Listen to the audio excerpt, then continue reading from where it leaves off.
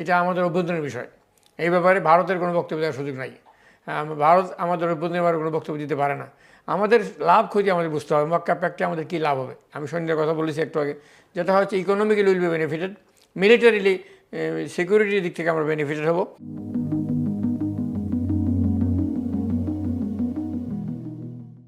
আসসালামু আলাইকুম সম্মানিত দর্শক, আপনাদেরকে দেশের কথা অনুষ্ঠানে স্বাগত জানাচ্ছি। আপনারা জানেন LB24 নিয়মিত দেশের কথা অনুষ্ঠানটি প্রচার করে থাকেন। যারা প্রবাসে বসবাস করেন এবং লন্ডনে বেড়াতে আসেন, বাংলাদেশের রাজনীতি, বাংলাদেশের সমাজ সামাজিকতা নিয়ে এবং বাংলাদেশের পারিপার্শ্বিক সমস্ত বিষয় নিয়ে যারা চিন্তা করেন, যারা দেশ ভাবনা নিয়ে থাকেন, যারা দেশের উন্নয়ন নিয়ে কাজ করেন, আমরা তাদেরকে আমাদের অনুষ্ঠানে নিয়ে এসে থাকি এবং আপনাদের সাথে বাংলাদেশের বিভিন্ন বিষয় নিয়ে কথা বলে থাকি। আজকে আমাদের অনুষ্ঠানে তেমনই একজন মেহমান আছেন যিনি দীর্ঘদিন বাংলাদেশে ছিলেন এবং দীর্ঘ সময় ব্রিটেনেও বসবাস করছেন। আপনারা জানেন বাংলাদেশের সাবেক রাষ্ট্রপতি যিনি অ্যাডভাইজার ছিলেন, মন্ত্রী পদমর্যাদা অ্যাডভাইজার ছিলেন, মোখলেছুর রহমান ভাই আমাদের সাথে আছেন। মোখলেছ ভাই, আপনাকে স্বাগত জানাচ্ছি আমাদের অনুষ্ঠানে যোগ দেওয়ার জন্য। ধন্যবাদ। অসংখ্য ধন্যবাদ।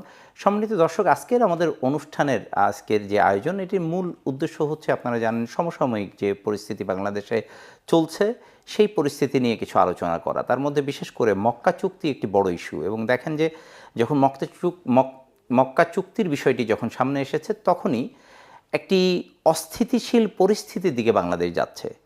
আপনারা জানেন যে এর আগে বিভিন্ন সময় আমরা দেখেছি, এর আগেও যখন এই ধরনের পরিস্থিতি হয়েছে, এর আগে আপনারা জানেন যখন সুরঞ্জিত সেনগুপ্ত ছিলেন পার্লামেন্টে বিরোধী দলের অবস্থান, তখন সে এই ধরনের চুক্তির বিষয়গুলোতে খুব স্ট্রং ওপিনিয়ন দিতেন। যদিও তখনকার সময় সালাউদ্দিন কাদের চৌধুরীর মতো খুব বিজ্ঞ পলিটিশিয়ান থাকার কারণে সে খুব ন্যায়সঙ্গতভাবে তাকে স্টপ করার চেষ্টা করেছেন। কিন্তু নানাভাবে বাংলাদেশে যখনই বাংলাদেশের উন্নতি এবং বাংলাদেশের সার্বভৌমত্ব নিয়ে প্রশ্ন আসে, বাংলাদেশের নিরাপত্তা নিয়ে যখন কথা আসে, তখন বাংলাদেশের অভ্যন্তরে থাকা একটি শ্রেণী এটি নিয়ে বেশ শোরগোল তৈরি করেন। এবং আপনারা জানেন যে আমাদের দেশ তখন উত্তপ্ত পরিস্থিতির সৃষ্টি হয়, পার্শ্ববর্তী দেশ থেকে একটা ইনফ্লুয়েন্স আমাদের দেশে সবসময় কাজ করে, যেটির আবির্ভাব এবং যেটির প্রেক্ষাপট আমরা দেখতে পাচ্ছি। আমরা এই বিষয়গুলো নিয়েই মূলত আজকে কথা বলার চেষ্টা করব। আমি প্রথমেই মোখলেছ ভাইয়ের কাছে যেতে চাই। মোখলেছ ভাই, আপনি যদি আমাদেরকে একটু শর্টলি ব্রিফ করেন যে মক্কা চুক্তির বিষয়টি আসলে কি, এটা কেন আমাদের সামনে আসলো, এবং এখানে বাংলাদেশের যে পজিটিভ ওপিনিয়ন ইতিমধ্যে বাংলাদেশ সরকারের পক্ষ থেকে জানানো হয়েছে, এটি তো এখনও সাইন হয়নি বা এই ট্রিটিতে আমাদেরকে এখন আহ্বান জানানো হয়নি, কিন্তু এর মধ্যেই এই পরিস্থিতিকে কেন্দ্র করে সারা বাংলাদেশে একটি অস্থিতিশীল পরিস্থিতির চেষ্টা শুরু হয়েছে। আপনি যদি শুরুতে আমাদের মক্কা চুক্তি বিষয়টি একটু খুলে বলেন দর্শকদের উদ্দেশ্যে, এরপরে আমরা অন্য বিষয়ে কথা বলি। ধন্যবাদ। LB24-কে ধন্যবাদ জানাচ্ছি এবং দর্শক শ্রোতাদেরকে মোবারকবাদ। সবচেয়ে সত্যি এবং গুরুত্বপূর্ণ বিষয় হচ্ছে বর্তমানে যে বাংলাদেশের যে বর্তমানে কারেন্ট ডিবেট যে ইস্যুটা চলছে, সেটা হচ্ছে মক্কা চুক্তি। মক্কা চুক্তি একটি অত্যন্ত গুরুত্বপূর্ণ ইস্যু বাংলাদেশের জন্য। বাংলাদেশ একটি মুসলিম দেশ, 93% মানুষ মুসলমান, এবং বাংলাদেশের মানুষের হার্টের মধ্যে, অন্তরের মধ্যে, হৃদয়ের মধ্যে মক্কা আছে। বাংলাদেশের প্রতি বছর লাখ লাখ মানুষ বাংলাদেশের হজ করতে যায়, উমরা করতে যায় সৌদি আরবে, এবং সৌদি আরবে 35 লাখের উপরে বাংলাদেশি বর্তমানে বাস করছে। এবং বাংলাদেশের সাথে সৌদি আরবের একটা আর্থিক সম্পর্ক বিদ্যমান। এবং কিছুদিন আগে সৌদি রাষ্ট্রদূত, বাংলাদেশে নিযুক্ত সৌদি রাষ্ট্রদূত প্রধানমন্ত্রী তারেক রহমানের সাথে সাক্ষাৎ করে সৌদি আরব সফরের জন্য সৌদি প্রধানমন্ত্রী এবং ক্রাউন প্রিন্স মোহাম্মদ বিন সালমান MBS-এর পক্ষ থেকে আমন্ত্রণ জানিয়েছেন এবং বাংলাদেশে আমন্ত্রণ গ্রহণ করেছে, এবং পারস্পরিক সুবিধাজনক সময় খুব তাড়াতাড়ি এই সভা অনুষ্ঠিত হবে। এবং একই সাথে বাংলাদেশকে মক্কা চুক্তি, যেটা মক্কা প্যাক্ট যেটা হয়েছে, সেখানে 3টা দেশ, সৌদি আরব, হোস্ট কান্ট্রি টার্কি বা তুর্কিয়ে এবং পাকিস্তান, 3টা দেশ এই চুক্তি স্বাক্ষর করেছে। মক্কা প্যাক্ট নামে এটাকে অভিহিত করা হয়েছে, এবং এই চুক্তি সম্পর্কে বাংলাদেশকে অবহিত করা হয়েছে, এবং বাংলাদেশের এই চুক্তিতে ভবিষ্যতে অংশগ্রহণ করার জন্য একটা আভাস দেওয়া হয়েছে। খুব তাড়াতাড়ি আনুষ্ঠানিকভাবে এই প্রস্তাবটা আসবে। বাংলাদেশ ইতিমধ্যে এই ব্যাপারে পজিটিভলি রেসপন্ড করেছে, ইন্টারেস্ট শো করেছে, এবং বাংলাদেশ মনে করেছে যে বাংলাদেশের জন্য এটা দরকার। এবং বিশেষ করে একটা মুসলিম দেশ হিসেবে, পৃথিবীর অন্যতম বৃহত্তম মুসলিম দেশ, আগে এটা 2য় বৃহত্তম মুসলিম দেশ ছিল, বর্তমানে 3য় বৃহত্তম মুসলিম দেশ, সেই হিসাবে মুসলমানদের জন্য এবং মুসলিম দেশগুলোর জন্য বাংলাদেশের একটা গুরুত্বপূর্ণ ভূমিকা রয়ে গেছে। তো সেখানে বাংলাদেশের সৈন্য আজকে United Nations peace keeping, UN peace keeping, জাতিসংঘ শান্তিরক্ষী মিশনে Bangladesh should first for long time, মাঝে মাঝে সেকেন্ড হয়, তো এখন বর্তমানেও ফার্স্ট আছে। তো সে একইভাবে বাংলাদেশ মক্কা মদিনা দুইটা হোলি প্লেস রক্ষার জন্য বাংলাদেশের সশস্ত্র বাহিনী, সেনাবাহিনী, নৌবাহিনী, বিমান বাহিনীর সদস্যরা আরও অনেক আগে থেকে কাজ করছে। পাকিস্তান একটা নিউক্লিয়ার কান্ট্রি, পাকিস্তান হচ্ছে মুসলিম দেশগুলোর মধ্যে একমাত্র নিউক্লিয়ার কান্ট্রি। পাকিস্তানের ভূমিকা এখানে আছে। বাংলাদেশ পাকিস্তান কাঁধে কাঁধ মিলিয়ে সৌদি আরবে মুসলিম দেশ হিসেবে এবার গুরুত্বপূর্ণ ভূমিকা রাখছে। তুর্কি একসময় অটোমান এম্পায়ার ছিল, সৌদি আরব তাদের হাতেই ছিল, এবং একসময় সৌদি আরবের সাথে তুর্কির সম্পর্ক খারাপ ছিল নিকট অতীতে। খাশোগির হত্যার পরে সম্পর্কটা আরও বেশি খারাপ হয়ে গিয়েছিল। এটা যেভাবেই হোক ফরগিভ অ্যান্ড ফরগেট করে দুই দেশ সামনের দিকে এগিয়ে এসছে, এবং টার্কিও একটা গ্রেট পাওয়ার ছিল একসময়, এবং এখনও তারা পৃথিবীর মধ্যে একটা মুসলিম দেশে অন্যতম একটা গুরুত্বপূর্ণ পাওয়ার সামরিক দিক থেকে। তো সৌদি আরব, বাংলাদেশ এবং টার্কি বর্তমান বা তুর্কি যে মক্কা ব্যাক করেছে, বাংলাদেশ জয়েন করলে যদি 30 লাখ সৈন্যের একটা বাহিনী হয় 3-4 দেশের মধ্যে, বাংলাদেশ থেকে 15 লাখ সৈন্য নেওয়ার একটা সুযোগ থাকবে, এবং তুর্কি এবং পাকিস্তান থেকে 15 আর তুর্কি, পাকিস্তান, সৌদি আরব থেকে সব মিলে আরও 15 লাখ হবে। তো 15 হবে 30 লাখ সৈন্যের একটা সমাবেশ করা যাবে। বাংলাদেশ এই ব্যাপারে যুদ্ধর ক্ষেত্রে সৈনিকদের ক্ষেত্রে খুব প্রফেশনাল, এবং বাংলাদেশের সৈন্যরা 71 সালে আমাদের সমান স্বাধীনতা যুদ্ধে যে গুরুত্বপূর্ণ ভূমিকা রেখেছে এটা বিশ্বব্যাপী স্বীকৃত। এবং শুধু তাই নয়, 1965 সালে পাক ভারত যে যুদ্ধ হয়েছিল সেই যুদ্ধেও বাংলাদেশের গুরুত্বপূর্ণ ভূমিকা রেখেছে। বাংলাদেশের যারা তৎকালীন বাঙালি অফিসার যারা ছিলেন এই ইস্ট পাকিস্তান বা বর্তমান বাংলাদেশের যারা, তারা ফাইটার আলম থেকে শুরু করে তারা গুরুত্বপূর্ণ ভূমিকা রেখেছেন, এবং তাদের শৌর্য বীর্য বিশ্ব মানচিত্রে আজকে প্রতিষ্ঠিত অবস্থায় আছে। এবং আমরা মুসলিম জাতিসত্তা হিসেবেই 1947 সালের 14 আগস্ট ভারত এবং পাকিস্তান ভাগ হয়, এবং তখন আমরা ছিলাম ইস্ট পাকিস্তান। ইস্ট পাকিস্তান এবং ওয়েস্ট পাকিস্তান দুইটা অঞ্চল, বর্তমানে দুইটা দেশের প্রতিষ্ঠিত। এই দুইটা অঞ্চল ভারত থেকে ভাগ হয়ে আসে শুধুমাত্র মুসলিম এবং হিন্দু সংখ্যাগরিষ্ঠের ভিত্তিতে। অনেক রায়ট হয়েছে, অনেক মুসলমানকে হত্যা করা হয়েছে, এবং হত্যা হওয়ার পরে তখন তৎকালীন পাকিস্তানি নেতা কায়েদ আজম মোহাম্মদ আলী জিন্নাহ সেদিন মুসলমানদের জন্য স্বতন্ত্র আবাসভূমি প্রতিষ্ঠার আন্দোলন করেন, এবং ব্রিটিশ যখন শাসন থেকে মুক্ত হয় ভারতবর্ষ, ভারত এবং পাকিস্তান, তখন তারা এই মুসলমান এবং হিন্দুদের দাবির প্রেক্ষিতে দুটি আলাদা দেশ এবং একটা দেশের দুটি অঞ্চল, ইস্ট এবং ওয়েস্ট পাকিস্তান, বর্তমানে বাংলাদেশ এবং পাকিস্তান দুটো দেশ হয়। এবং সেই হিসাবে বাংলাদেশের যে ভিত্তি ছিল সেটা হচ্ছে মুসলিম জাতিসত্তা, মুসলিম হিসেবে এসছে। এবং আজকে পররাষ্ট্রমন্ত্রী ডক্টর খলিলুর রহমান বাংলাদেশ জাতীয় সংসদে এই ব্যাপারে গুরুত্বপূর্ণ এবং প্রণিধানযোগ্য একটা বক্তব্য দিয়েছেন। তিনি বলেছেন যে আমরা মুসলিম দেশ এবং আমাদের মুসলিম অনুভূতি আছে, এবং আমরা মুসলিমরা সব ব্রাদার্স, এবং আমাদের যে ভ্রাতৃত্বসুলভ আমাদের যে অবস্থান, সহাবস্থান, এটা আমাদের অভ্যন্তরীণ বিষয়। এই ব্যাপারে ভারতের কোনো বক্তব্য দেওয়ার সুযোগ নাই। ভারত আমাদের অভ্যন্তরীণ ব্যাপারে কোনো বক্তব্য দিতে পারে না। আমাদের লাভ ক্ষতি আমাদের বুঝতে হবে, মক্কা প্যাক্টে আমাদের কী লাভ হবে। আমি সন্ধ্যের কথা বলেছি একটু আগে, যেটা হচ্ছে economically will be benefited, militarily সিকিউরিটির দিক থেকে আমরা বেনিফিটেড হব, এবং নিউক্লিয়ার পাওয়ারের ক্ষেত্রেও, এবং সৈন্য অস্ত্র আদান প্রদান, এবং বিশেষ করে আমাদের যে বর্ডারে যে বর্তমানে পুশিং হচ্ছে এবং আমাদের বর্ডারে যে কিলিং হচ্ছে, এই যে দুইটা ঘটনা হচ্ছে, এটা স্টপ হয়ে যাবে। যার বিষয়টা হচ্ছে আমাদের যে প্রোটেকশন যখন থাকবে, আমরা যুদ্ধ করতে চাই না।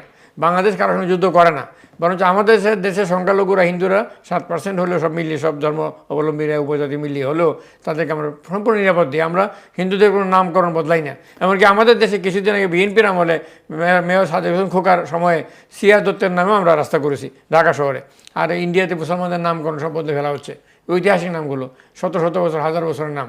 তো এটা সাথে ইন্ডিয়ার সাথে পার্থক্য। ইন্ডিয়া কাশ্মীরে মুসলমানদেরকে হত্যা করে, আসামে মুসলমানদেরকে হত্যা করে, গরু জবাই বন্ধ করে, এবং বাংলাদেশে পুশিং করে, পশ্চিমবঙ্গ, ত্রিপুরা, মিজোরাম সীমান্ত দিয়ে, আসাম সীমান্ত দিয়ে। তো সেই ক্ষেত্রে আমরা তো ইন্ডিয়ার কাছে আমরা ইনসিকিউরিটির পয়েন্ট অফ ভিউ থেকেও আমরা যুদ্ধ করবো না, যুদ্ধ করার দরকার নাই। কিন্তু এই ব্যাপারে আমার মনে হয় ইন্ডিয়া এটাকে ডিফারেন্টলি নেওয়া উচিত না। যেহেতু তারা বাংলাদেশে একটা সরকারকে একটা পাপেট গভর্নমেন্ট তারা রেখেছিল 15.5 বছর, তারা এক ঝুড়িতে সব ডিম রেখেছিল, একটা বাক্সে সব ডিম রেখেছিল। ফলে তারা people to people contract, Bangladesh এবং ইন্ডিয়ার পিপল টু পিপল কন্ট্রাক্টে তারা নাই। সরকারের সাথে তারা এখনও ভালোভাবে আচরণ করতে পারছে না। তারা আমাদের সাথে এক্সট্রাডিশন ট্রিটি অনুযায়ী আমরা অনুপ চেটিকে ফেরত দিয়েছি। তারা দণ্ডপ্রাপ্ত শেখ হাসিনাকে কয়েকজন আর্মির জেনারেল সেই দেশে আশ্রয় নিয়েছে এবং হাদি হত্যাকারীদেরকে তারা আমাদেরকে ফেরত দিচ্ছে না। ফলে তারা এখানে এটা তারা নিজেরা যেহেতু অন্যায় করেছে সেই জন্য তারা ভুল বুঝছে। আমাদের স্বাধীন দেশ, আমরা স্বাধীনভাবে সিদ্ধান্ত নেব। ধন্যবাদ। আমি যে বিষয়টি আমরা জানতে চাচ্ছিলাম সেটি হচ্ছে মক্কা টিটি তো মূলত মক্কা যেহেতু মুসলমানদের সবচেয়ে রেসপেক্টেড একটা জায়গা, মুসলমানদের কেবলা এবং সবকিছু সেখানে রয়েছে, মুসলমানদের একটা সেন্সিটিভিটি ওখানে জড়িত, মুসলমানদের আত্মা মানসিকতা। তো এই যে প্ল্যাটফর্মটা তৈরি করা হলো এটা মূলত তো মক্কার উপরে যে কোনো ধরনের আক্রমণ প্রতিহত করার জন্যই মূলত তৈরি হলো, এটার সাথে তো অন্য কোনো বিষয় সম্পৃক্ত নাই। না, বিষয়টা হচ্ছে ক্লিয়ার। এটা মক্কাকে রক্ষার জন্য আমাদের যে ইসরায়েল আজকে যে কাজগুলো করছে, সে সরাসরি মুসলমানদের বিরুদ্ধে অবস্থান নিচ্ছে, হত্যা করছে বিনা বিচারে, গাজাতে পশ্চিম মালভূমিতে মানুষ হত্যা করছে, এবং আজকে ইরানের সাথে তারা যুদ্ধ করেছে। মুসলমানদের সৌদি আরবের বিরুদ্ধে তারা মাঝে মাঝে কথা বলে, মক্কাতে তারা অ্যাটাক করতে পারে। ফলে এই মক্কাকে প্রোটেকশন দেওয়ার জন্য মুসলিম দেশগুলো, কয়েকটা মুসলিম দেশ এটার সঙ্গে প্যাক্টে যুক্ত হচ্ছে। ভবিষ্যতে ইন্দোনেশিয়া, মালয়েশিয়া এবং ইরানও এই প্যাক্টে আসতে পারে, ইজিপ্টও আসতে পারে, কাতারও আসতে পারে। তো বিষয়টা হচ্ছে মক্কাকে রক্ষা করার ক্ষেত্রে যদিও এটা হয়, তারপরে সেখানে চুক্তির একটা ক্লজ আছে যে যদি এই স্বাক্ষরকারী কোনো মুসলিম দেশ অ্যাটাক্ট হয় শত্রুর দ্বারা, সেখানে যে দেশগুলো স্বাক্ষরকারী সব দেশগুলো মনে করবে যে তাদের সবার উপর অ্যাটাক হয়েছে। যেটা ইউরোপীয় ইউনিয়নের ক্ষেত্রে আমরা দেখি যে তারা যেমন অ্যাসোসিয়েট হওয়ার কারণে ইউরোপের কোনো দেশ অ্যাটাক হলে তারা সমস্ত দেশগুলো অ্যাটাক হবে বলে ধরা হবে এবং সেই অনুযায়ী তারা অ্যাকশনে যাবে, সামগ্রিকভাবে যাবে। একপক্ষে হয় না। হ্যাঁ, তো চুক্তিটা এটা যদি মক্কা চুক্তি হয় তাহলে সেই ক্ষেত্রে মক্কা চুক্তির সাথে যেই দেশগুলো সম্পৃক্ত হবে তারা সকলেই নিরাপত্তার জন্য এক দেশ আর এক দেশের পাশে দাঁড়াবে, এরকমই তো বিষয়টা। In other wedge all countries, those who are signatories of the treaty or agreement or pact or accord will be protected.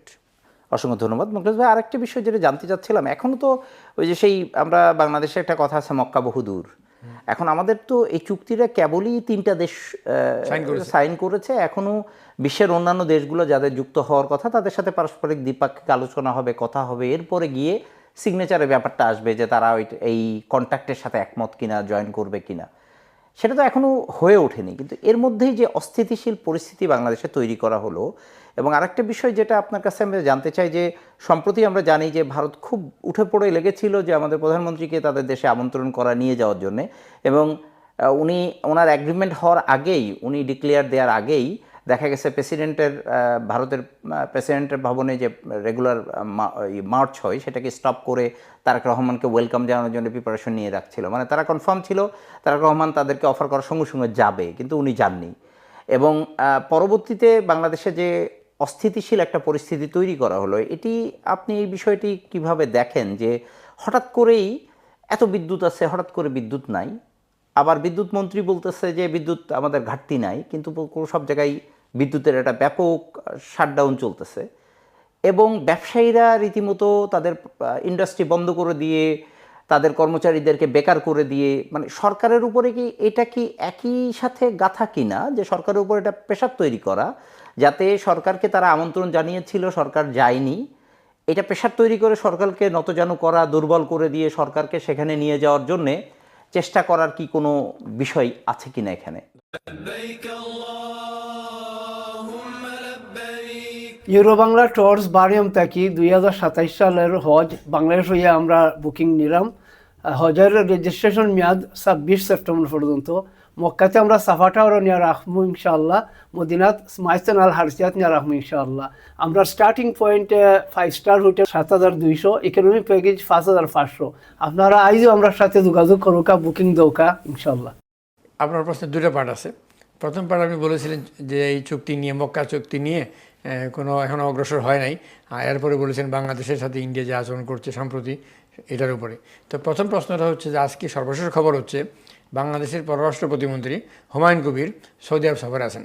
তিনি আজকে ওআইসির একটা গুরুত্বপূর্ণ মিটিংয়ে সব দেশের সাথে বাংলাদেশের পক্ষে তিনি প্রতিনিধিত্ব করেছেন, অংশ নিয়েছেন, এবং এটার সাইডলাইনে তিনি সৌদি পররাষ্ট্রমন্ত্রী সৌদি প্রিন্সের সাথে বৈঠক করেছেন, ভাইস মিনিস্টার ফরেন মিনিস্টার তিনিও ছিলেন, এবং তাদের সাথে গুরুত্বপূর্ণ আলোচনা করেছেন, এবং সেখানে আলোচনার মধ্যে মক্কা প্যাক্ট বিষয়ে আলোচনা হয়েছে।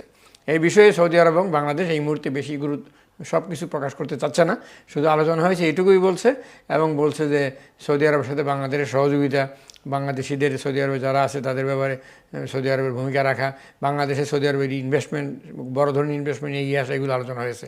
যাই হোক, এবং আজকে পররাষ্ট্রমন্ত্রী ডক্টর খলিলুর রহমান সংসদে, এবং পররাষ্ট্র প্রতিমন্ত্রী 1 হুমায়ুন কবির সৌদি আরবে, এবং পররাষ্ট্র প্রতিমন্ত্রী 2 শামা ওবায়দ ইসলাম ঢাকায় সাংবাদিকদের সাথে আলোচনাকালে 3 জন একই সুরে কথা বলেছেন যে বাংলাদেশ মক্কা প্যাক্টে সাইন করার জন্য ইন্টারেস্ট শো করেছে, পজিটিভ আছে, এবং এটার ব্যাপারে আলোচনা চলছে। এবং এর 2 নম্বর অংশ যেটা আপনি বলেছেন যে ভারত এটা যারা করছে সেটা হচ্ছে, এখনও যারা জানেন যে চিটাগং হিল ট্যাক্সে আপনার শান্তি বাহিনীকে উস্কানি দিচ্ছে, রিসেন্টলিও দিচ্ছে, ইউপিডিএফকেও তারা উস্কানি দিচ্ছে, এবং বাংলাদেশকে অশান্ত করতে যাচ্ছে, রংপুরকে, খুলনাকে বাংলাদেশ থেকে আলাদা করার জন্য তারা উস্কানি দিচ্ছে, স্বাধীন বঙ্গভূমির প্রতিষ্ঠার কথা বলে গতকালকে তারা কলকাতায় মিছিল করেছে। এটা হচ্ছে লেটেস্ট অবস্থা। পুশিং আর কিলিং তো হচ্ছেই, এবং বাংলাদেশে আদানির বিদ্যুৎ আমরা আমদানি করছি। এটা অত্যন্ত একপক্ষীয় একটা চুক্তির মাধ্যমে আওয়ামী লীগ সরকার করেছিল, বাংলাদেশ ক্ষতিগ্রস্ত চুক্তির মাধ্যমে। কিন্তু তারপর যেহেতু একটা ইন্টারন্যাশনাল ট্রিটি, যেহেতু চুক্তির এখন বহাল আছে, চুক্তি অনুযায়ী আমাদেরকে বিদ্যুৎ দিচ্ছে না। আমাদের তেল এবং গ্যাস বাংলাদেশের বর্ডারে যেটা পাওয়া যাচ্ছে, সিলেটে এরশাদ সাহেবের আমলে তেল পাওয়া গেছিলো হরিপুরে, সেই তেলটা আমাদের বন্ধ করে দিতে হয়েছিল, এবং পরবর্তীতে আওয়ামী লীগ আমলে এই নতজন পররাষ্ট্রনীতির কারণে এই তেল ভারতের দিক দিয়ে তারা উত্তোলন করছে, এবং অন্য অঞ্চলেও তাই হচ্ছে। এবং আজকে খলিলুর রহমান পররাষ্ট্রমন্ত্রী পার্লামেন্টে আরেকটা কথা বলেছেন যে বাংলাদেশ এতদিন নতজন পররাষ্ট্রনীতি ফলো করেছিল, বাংলাদেশ আর নতজন হবে না, ওই দিন শেষ হয়ে গেছে, স্বাধীন পররাষ্ট্রনীতি বাংলাদেশ অনুসরণ করবে। তিনি এটা ঘোষণা দিয়ে, বরাভয় দিয়ে এটা বলেছেন। এবং বাংলাদেশের আজকে 20 কোটি মানুষ, পৃথিবীতে অনেক দেশ আছে, আর দেখেন আজকে আমাদের বাংলাদেশের একটা অংশ সিলেট বিভাগের চেয়ে ছোটো দেশ লেবানন, গাম্বিয়া, আর সিলেট বিভাগের প্রায় সমান হচ্ছে আপনার আরও কয়েকটা দেশ আছে, কুয়েত, ইসরায়েল, এই সমস্ত দেশ। তো বিষয়টা বললাম এই কারণে বাংলাদেশ অনেক বড় বোঝানোর জন্য। তো এই সিলেট বিভাগ সহ 8টা বিভাগ সহ একটা দেশ বাংলাদেশ, এটা পৃথিবীর অনেক দেশের চেয়ে বড় দেশ, এবং এই জনসংখ্যা অনুযায়ী দেশ কাউন্ট হয়, পৃথিবীর 8ম বৃহত্তম রাষ্ট্র হচ্ছে বাংলাদেশ জনসংখ্যা অনুযায়ী। তো ফলে আল্লাহ তাআলা জনসংখ্যাকে মূল্যায়ন করে মানুষকে খলিফা হিসাবে দুনিয়াতে পাঠিয়েছেন, এবং আমাদের 20 কোটি মানুষের 40 কোটি হাত আছে, আমরা তাদেরকে নিয়ে কাজ করব এবং স্বাবলম্বী করব, যুদ্ধে আমরা জয়ী হব, ওয়ার অ্যান্ড ডিপ্লোমেসি করব।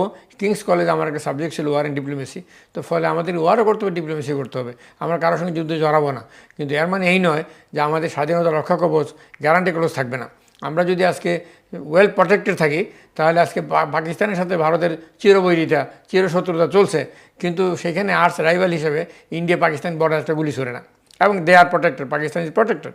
কিন্তু আজকে যদি এই ট্রিটিতে আমরা সাইন করি, আর কিছু দরকার নেই, আমরা ভারতের সাথে সুসম্পর্ক রাখবো, ইকুয়াল সভারেন্টি সামনে নিয়ে আমরা কাজ করব, কিন্তু আমাদের স্বাধীনতা সার্বভৌমত্ব প্রোটেক্টেড হবে, বর্ডারে কিলিং বন্ধ হয়ে যাবে, পুশিং বন্ধ হয়ে যাবে, আর শান্তি বাহিনীকে মদত দেওয়া বন্ধ হয়ে যাবে। কিন্তু আমাদের এই যে যখনই দেখি, এর আগে আমরা দেখছি স্বাধীনতার পরপরই যখন বঙ্গবন্ধু সফরে যাওয়ার জন্য চেষ্টা করেছে এবং ওআইসির মিটিংয়ে জয়েন করার চেষ্টা করেছে, তখনই এটাকে বন্ধ করার জন্য নানাভাবে প্রেশার দিয়েছে। এবং আমরা সেই সময়কার যে হিস্ট্রিটা জানি সেটাই হচ্ছে যে রীতিমতো সে অনেকটা শেখ মুজিবকে অনেকটা চুরি করে যেতে হয়েছে। সে ইন্ডিয়াকে বলছে যাচ্ছি না, কিন্তু সে ফ্লাইট রেডি রাখতে বলছে এবং সে চলে গিয়েছে।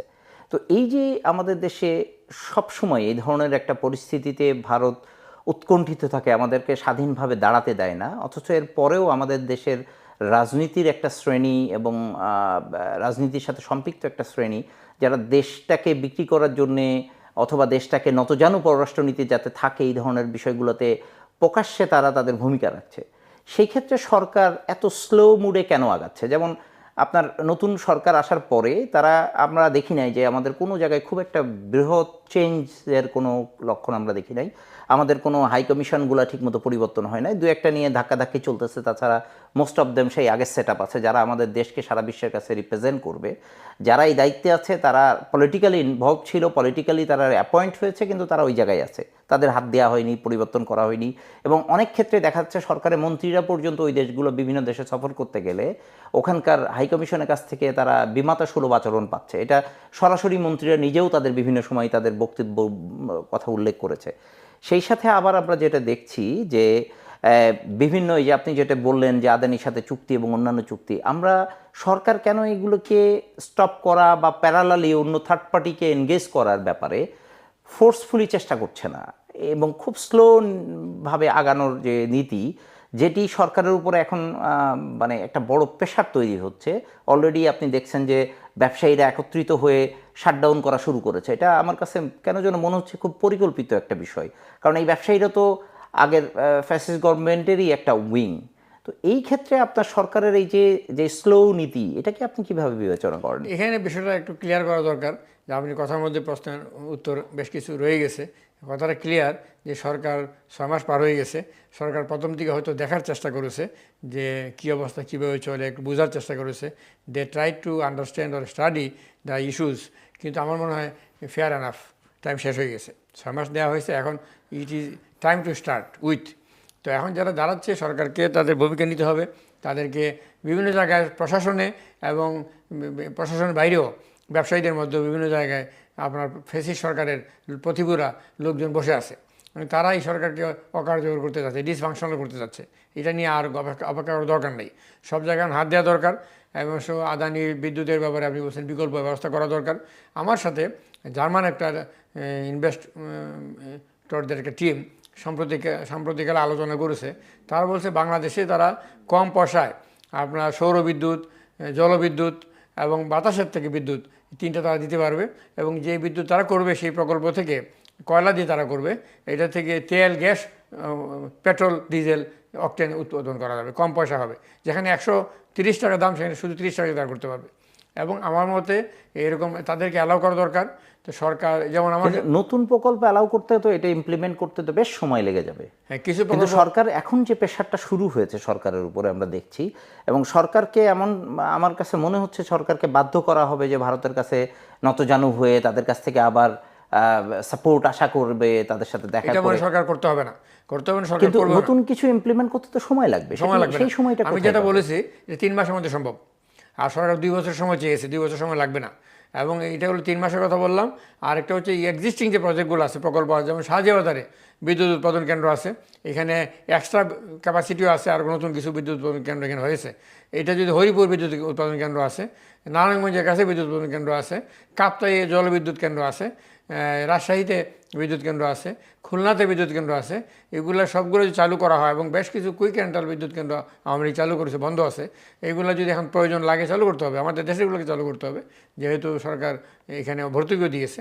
তো ফলে আগে জনগণের স্বার্থ দেখতে হবে। বিদ্যুৎ উৎপাদন, গ্যাস উৎপাদন যে সমস্যাগুলো আছে, গ্যাসের কিছু বন্ধ করে দেওয়া হয়েছে, কিন্তু আপনি কিন্তু চালু করা দরকার। জনগণের স্বার্থের কথা বলছেন, আমরা দেখছি খুব বিতর্কিত যে মানুষগুলো, তাদেরকে বিভিন্ন মন্ত্রণালয়ে দায়িত্ব দেওয়া হচ্ছে। ইভেন আমাদের এই ক্রাইসিসের মুহূর্তেই আমাদের কি বলে জ্বালানি মন্ত্রী বলতেছেন যে ওনার কিছু করার নেই। তো এই জিনিসগুলো কি রং মেসেজ যাচ্ছে না সাধারণ মানুষের কাছে? এই কথাগুলো বলা যাবে কিন্তু সরকার কেন এই ব্যাপারে কোনো ইনিশিয়েটিভ বা কোনো বক্তব্য সরকারের আসছে না? জনগণকে বরাবর দিতে হবে। আমরা তো আগে দেখেছি, আগে সরকারগুলো আমরা প্রেসিডেন্ট জিয়াউর রহমান আমলে, প্রধানমন্ত্রী এবং খালেদা জিয়ার আমলে প্রেস নোট দেওয়া হতো, জনগণকে আশ্বস্ত করা হতো। এবং বিষয়টা হচ্ছে একটা টিম ওয়ার্ক হিসেবে গভর্নমেন্ট কাজ করবে। যোগ্য লোকদেরকে যোগ্য স্থানে বাড়াতে হবে, মিনিস্টার, অ্যাডভাইজার যারা যোগ্য তাদের বাড়াতে হবে। এবং যারা যোগ্যতার সাথে কাজ করবে না, বাংলাদেশের জনগণের টোন বুঝবে না, জনগণকে হতাশ করবে, তাদেরকে সরে ফেলে দিতে হবে।